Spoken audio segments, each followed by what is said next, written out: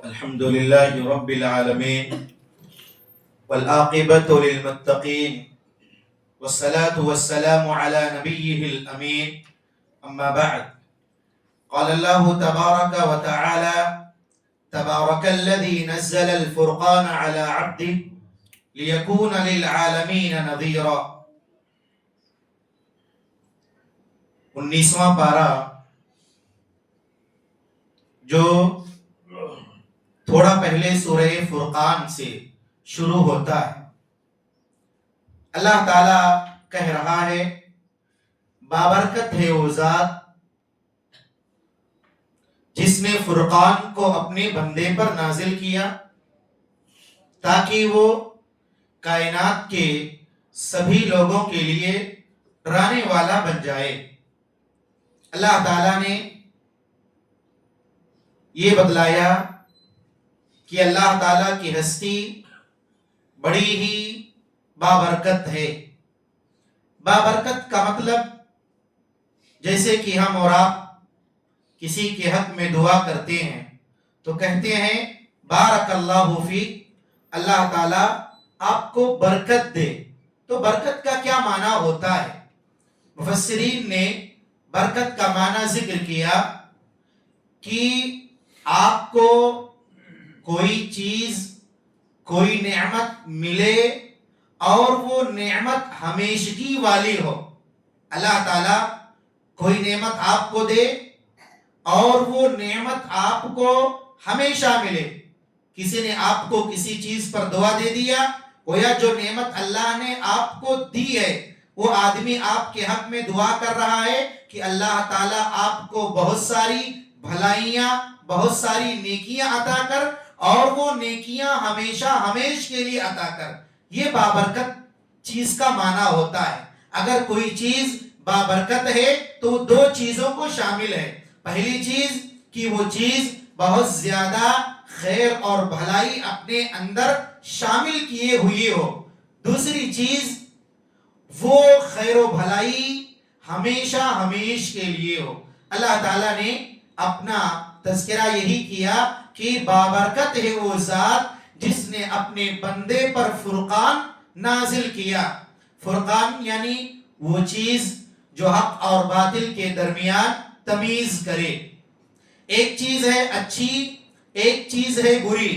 اچھی اور بری کے درمیان جو چیز تمیز کرے، جو چیز آپ کے سامنے اچھے کو اچھا برے کو برا بتلائے، اسی کو فرقان کہتے ہیں.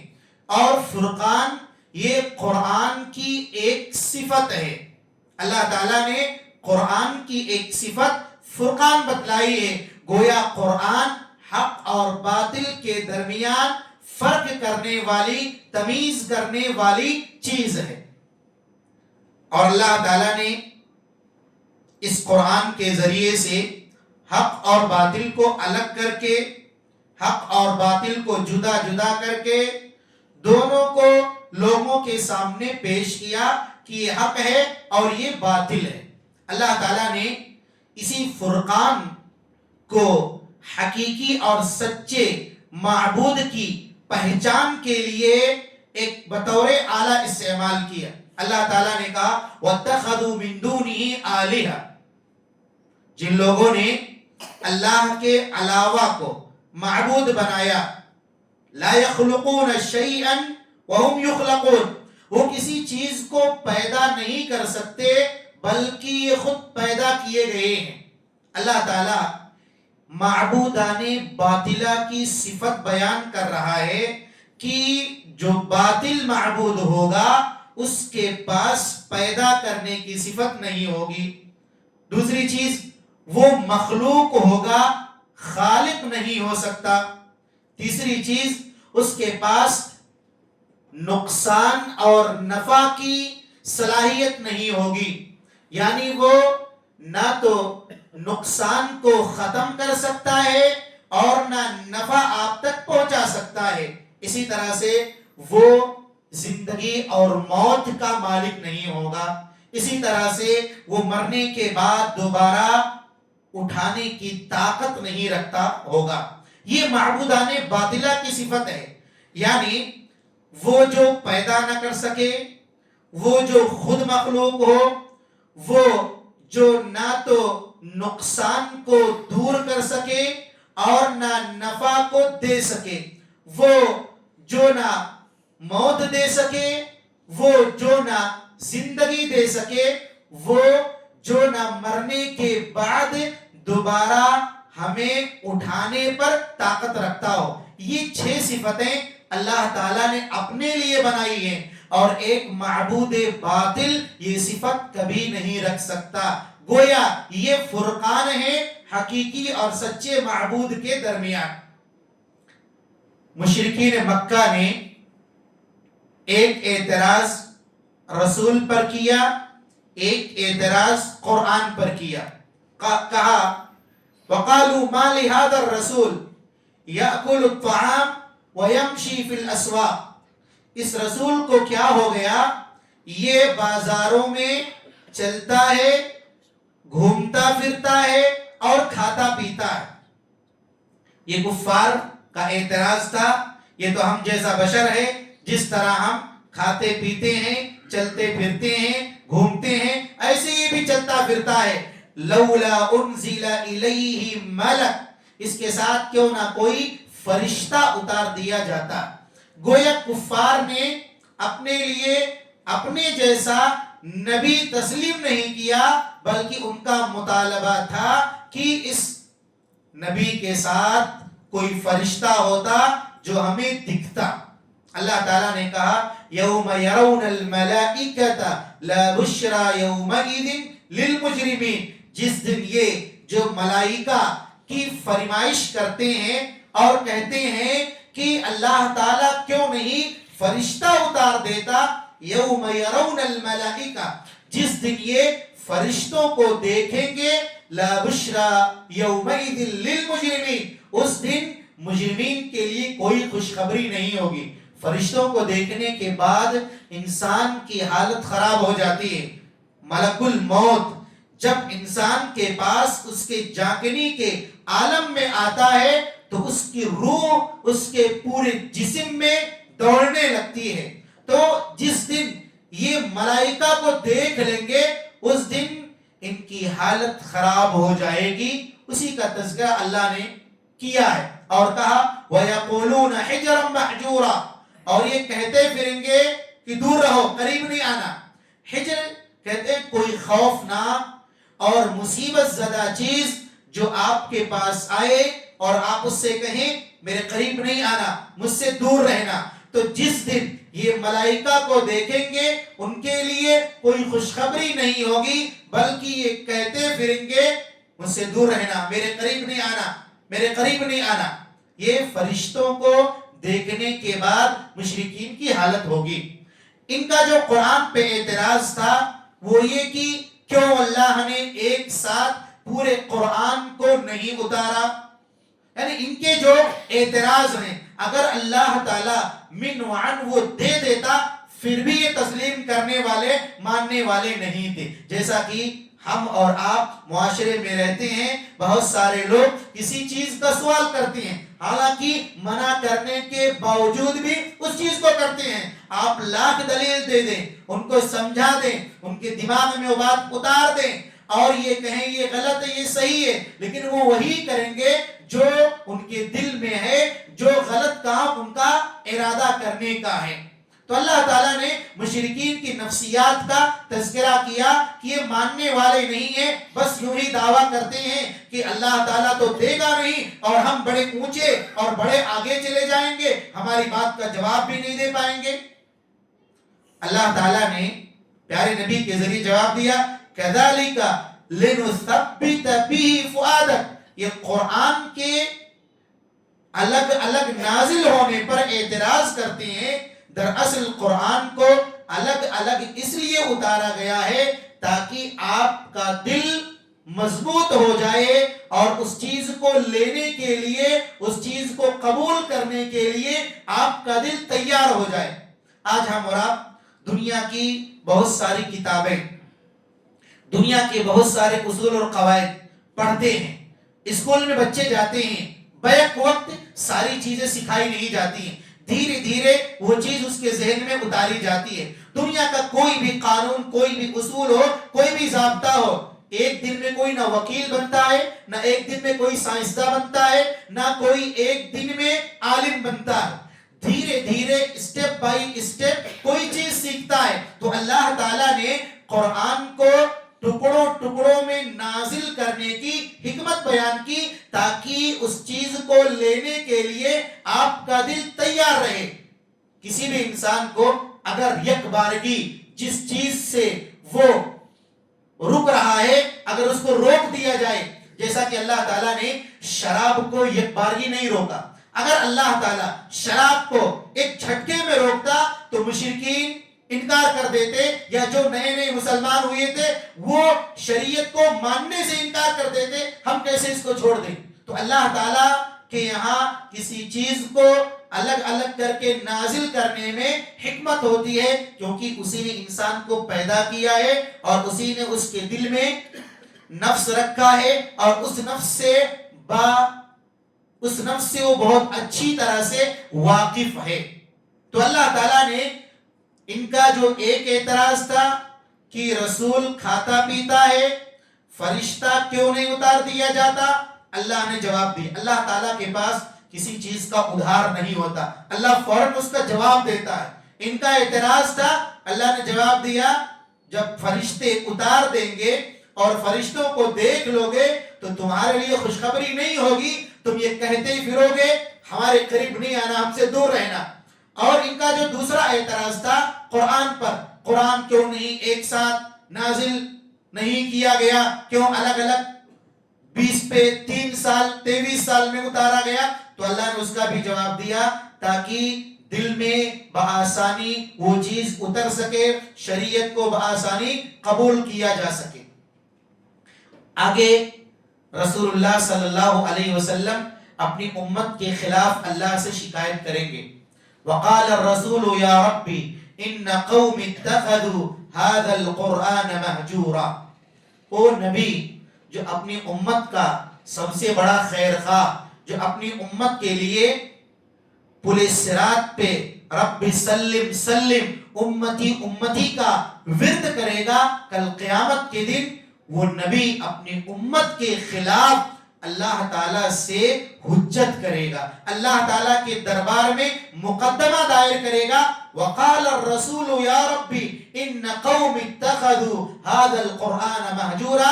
میری قوم نے قرآن کو چھوڑ رکھا تھا. قرآن کے حجر کے کئی مفہوم بیان کیے گئے. ایک تو قرآن پڑھا نہ جائے، اسے طاقوں میں سجا کر کے چوم کر کے رکھ دیا جائے. آج امت مسلمہ کی اکثر و بیشتر یہی حالت ہے، انہیں قرآن پڑھنا نہیں آتا. شب قدر ہے، رمضان ہے، وہ نہ قرآن سننے کے عادی ہیں نہ قرآن پڑھنے کے عادی ہیں، اور اگر پڑھنا نہیں آتا تو سیکھنا بھی نہیں چاہتے. تو حجر کا ایک مفہوم ہے قرآن کو بالکل چھوڑ دیں گے، انہیں قرآن پڑھنا نہیں آئے گا. ایک مفہوم یہ ہے کہ قرآن تو پڑھیں گے لیکن اس کے معنی کو سمجھیں گے نہیں، اللہ تعالیٰ کیا کہہ رہا ہے اس سے لینا دینا نہیں ہے، بس حروف کو پڑھتے جائیں گے، گزرتے جائیں گے، قرآن کو ختم کرتے جائیں گے. حجر کا ایک معنی یہ بھی ہے. حجر کا ایک معنی مفسرین نے یہ بھی بتلایا ہے کہ قرآن پڑھیں گے، معانی کو سمجھیں گے لیکن عمل کرنا چھوڑ دیں گے. یعنی اللہ تعالیٰ نے جس چیز کے کرنے کا ہم سے مطالبہ کیا ہے اس چیز کو انجام نہیں دیں گے. تو پیارے نبی صلی اللہ علیہ وسلم کل قیامت کے دن امتیوں کے خلاف اللہ کی دربار میں مقدمہ دائر کریں گے کہ اللہ ان لوگوں نے قرآن کو چھوڑ رکھا تھا. اسی لیے پیارے نبی نے کہا القرآن حجت لک او علیک. قرآن یا تو آپ کے لیے دلیل بن کر کے آئے گا یا آپ کے خلاف دلیل بن کر کے آئے گا. اگر آپ قرآن کو پڑھتے ہیں، قرآن کو سمجھتے ہیں، قرآن کے معانی پر عمل کرتے ہیں تو یہ قرآن آپ کے لیے سفارشی بن کر کے آئے گا، رب سے سفارش کروائے گا. رب میں نے اس کو رات کی نیند سے جگائے رکھا، رب میری سفارش قبول کر. لیکن جب آدمی قرآن کو چھوڑ دے گا، قرآن کو پڑھے گا نہیں تو یہ قرآن اس کے خلاف حجت قائم کرے گا. رب اس سے پوچھ اس نے مجھے چھوڑا کیوں تھا. آگے اللہ تعالیٰ نے اپنے نیک بندوں کا تذکرہ کیا. عباد الرحمن کا تذکرہ کیا اور عباد الرحمن الذین یمشون علی الارض ہونا، اللہ کے نیک بندے جو زمین پر سکون کے ساتھ باوقار ہو کر کے چلتے ہیں، اکڑ کر کے نہیں چلتے، گردن ٹیڑھی کر کے نہیں چلتے۔ اللہ تعالیٰ کے نیک بندے سنجیدگی کے ساتھ باوقار چلتے ہیں، لوگ ان کو دیکھ کر کے پہچان لیتے ہیں یہ متکبر آدمی جا رہا ہے یا کوئی اللہ کا ولی، اللہ کا بندہ جا رہا ہے۔ یہ عباد الرحمن کون ہے؟ مفسرین نے ذکر کیا جو اللہ تعالیٰ کی رحمت کی امید کرتے ہوئے عبادت کرتے ہیں۔ ہم اور آپ اگر پہلی صف میں آتے ہیں، راتوں کو جاگ کر کے عبادت کرتے ہیں، تو ہم اپنی اس عبادت کے بدلے جنت کو کبھی پا نہیں سکتے۔ ہمارا یہ عمل، ہماری یہ نیکیاں یہ سبب بن سکتی ہیں، بدلہ کبھی نہیں بن سکتی۔ عباد الرحمن کون ہیں؟ جو اللہ تعالیٰ کی رحمت کی امید میں عبادت کرتے ہیں، وہ اللہ تعالیٰ کی رحمت کو حاصل کرنا چاہتے ہیں۔ اسی لیے پیارے نبی صلی اللہ علیہ وسلم سے جب یہ سوال کیا گیا، جب آپ نے کہا کہ لن يدخل الجنت احد، کوئی بھی آدمی جنت میں بعملہ، اپنے عمل کے ذریعے داخل نہیں ہو سکتا۔ صحابہ کی مجلس لگی ہوئی ہے، آپ نے کہا تم میں سے کوئی بھی آدمی اپنے عمل کے بدولت جنت میں داخل نہیں ہو سکتا۔ صحابہ کے ذہن میں سوال آیا، اے اللہ کے نبی آپ بھی، جب کوئی بھی نہیں داخل ہوگا تو کوئی میں تو آپ بھی ہیں، تو کیا آپ بھی اپنے عمل کے بدولت، اپنے عمل کے بدلے جنت میں نہیں جا سکتے؟ اللہ کے نبی نے کہا ہاں میں بھی اپنے عمل کے بدولت جنت میں نہیں جا سکتا، الا ان یتغمدنی اللہ برحمتہ، ہاں اللہ تعالیٰ کی رحمت مجھ پر سایہ کر دے، اللہ اپنی رحمت کے ذریعے مجھے جنت میں داخل کر دے تو میں جا سکتا ہوں۔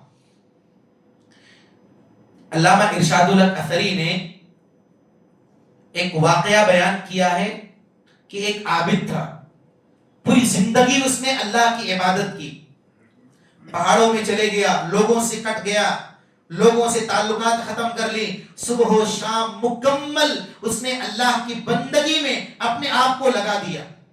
اس کی موت کا وقت قریب آیا، اس کو اللہ کے سامنے حاضر کیا گیا۔ اللہ تعالیٰ سے اس نے کہا اللہ تعالیٰ مجھے تیری رحمت نہیں چاہیے، مجھے میرے عمل کے بدولت جنت میں داخل کر دے۔ اس کو اپنے عمل پر غرور تھا، میں نے پوری زندگی اللہ کی بندگی کی ہے، اللہ کو راضی کیا ہے، صبح و شام میں نے بہت نیکیاں کی ہیں۔ اس بندے کو اپنی ان نیکیوں پر بڑا ناز تھا، بڑا غرور تھا۔ اللہ تعالیٰ نے کہا ٹھیک ہے، اللہ نے کہا صرف ایک نعمت کا حساب دے دو، آنکھ جو اللہ نے عطا کی ہے، اس آنکھ کو اس کی ساری زندگی کی عبادت کو موازنے کے لیے ایک ترازو میں رکھا جائے گا۔ آنکھ کو ایک ترازو میں، اس کی زندگی کی ساری نیکیاں ایک ترازو میں، یہ جو ساری نیکیاں تھیں یہ نیکیوں کا پلڑا اٹھ جائے گا اور آنکھ کی نعمت جھک جائے گی۔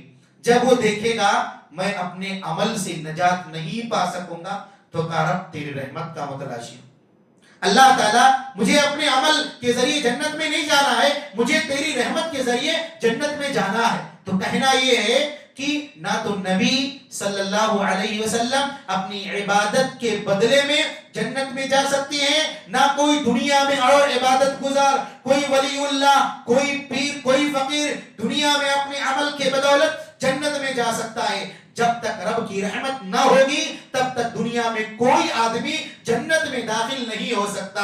اور عباد الرحمن کون ہے؟ یہ عبادت کرتے ہیں کس لیے؟ رب کی رحمت کو پانے کے لیے۔ تو ہمیں ضروری ہے کہ ہم جو عبادت کریں اپنی عبادتوں پر فخر کرنے کے بجائے ان عبادتوں پر اللہ کی رحمت کو تلاش کریں۔ رب یہ جو عبادت کر رہے ہیں تو اپنی رحمت کے ذریعے سے ان کو قبول فرما لے اور ان عبادتوں کے ذریعے سے ہمیں راہ نجات عطا کر۔